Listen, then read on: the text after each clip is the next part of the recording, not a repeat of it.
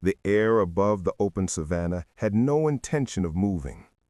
It was the kind of heat that does not sit on the skin, it sinks under it, slow, heavy, and absolute. The ground lay baked into a quiet crust, until that quiet was torn open by a single human sound. It wasn't a full scream at first, just a sharp, broken calling, panic trying to form words. When the camera of the responding unit first captured the scene, the frame shook because the man holding it was shaking. A python, massive, muscular, ancient in its patience, had wrapped itself around a young woman like rope soaked in death. Her ribs compressed inward, her hands clutched at nothing, her mouth opened like a fish pulled from water, silent, because sound cannot escape a chest that cannot expand. A boy stood just a few steps away, his voice cracking as he threw himself at the serpent again and again, but each attempt only made the snake tighten harder. His hands bled from friction and fear. The ground beneath them told the silent truth. This was not a fight between equals. This was a clock running down. Miles away, alarms cut through the walls of the control room. Operators did not speak in surprise, they spoke in sequence, as if reading from a script written by repeated tragedy. Units moved, keys turned, engines woke like metal beasts rolling out of cages. In under 40 seconds, a full shock rescue team was on the road, not chasing time, stealing from it. By the time they reached the clearing, the python was no longer constricting in pulses, it was holding like iron. The girl's face had lost the argument with blood flow.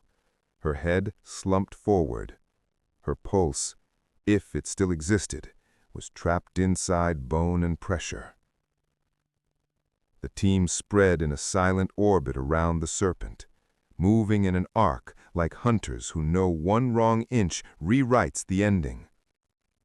The commander gave a signal, no voice, just a fist drop. A tranquilizer gun rose, exhaled, and fired. The dart sank into the python's flank. The serpent reacted like thunder trapped in skin, its body twisting with enough force to snap a grown man's arm if caught in the wrong angle.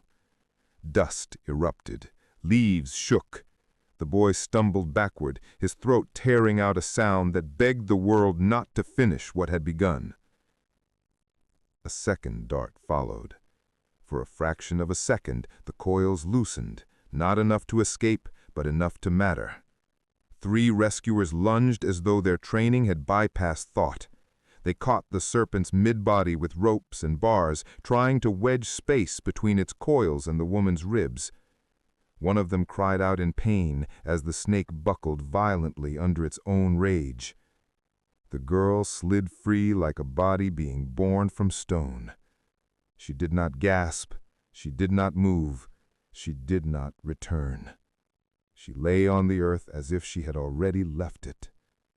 The medic dropped to his knees beside her, fingers seeking life as one checks for heat in a corpse. There was none. He began compressions.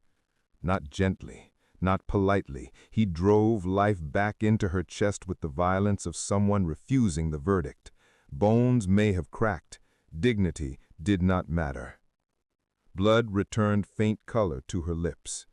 The defibrillator pads were applied. A shock surged through muscle, and silence.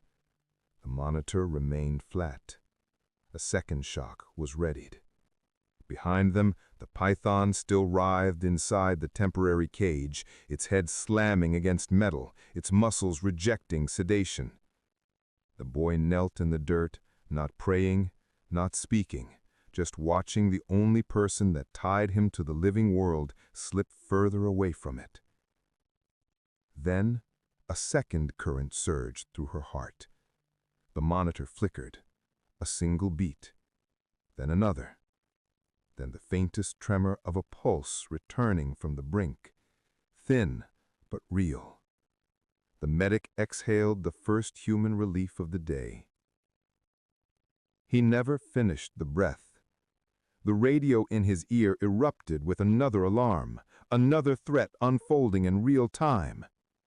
Two rhinoceroses, full mass, full speed, were heading directly toward the boundary fence that separated wilderness from human settlement. If they breached the fence, panic would chain into disaster.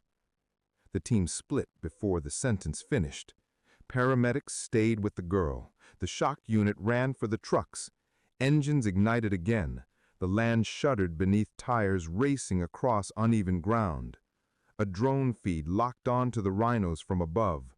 Two colossal bodies moving like battering rams guided by instinct alone.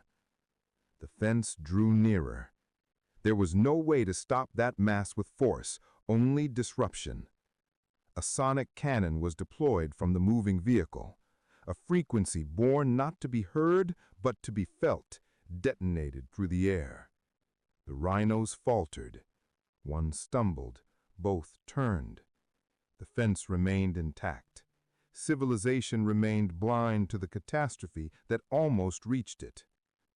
The relief did not get to settle, not even for 1 minute. Back at the first site, the python, still alive, still furious, began to regain control of its muscles inside the cage. If it escaped, death would restart the script from page 1. A third dart was fired at point-blank interval through the bars. The serpent thrashed one last time, then collapsed into stillness. That was not peace, but surrender. The girl breathed under oxygen, color slowly leaking back into her skin like dawn leaking under a door. The boy who had screamed stood wordless now, the shock too large to fit into language. For 40 seconds, there was stillness. Then the headsets crackled again, another distress signal, this time from the river. The commander closed his eyes for a single exhausted second, then opened them like soldiers open doors, without negotiation. He signaled once. Engines rose again. The convoy turned and sped not home, but deeper into the dark from which danger keeps being born. There are places on this earth where days do not end, they only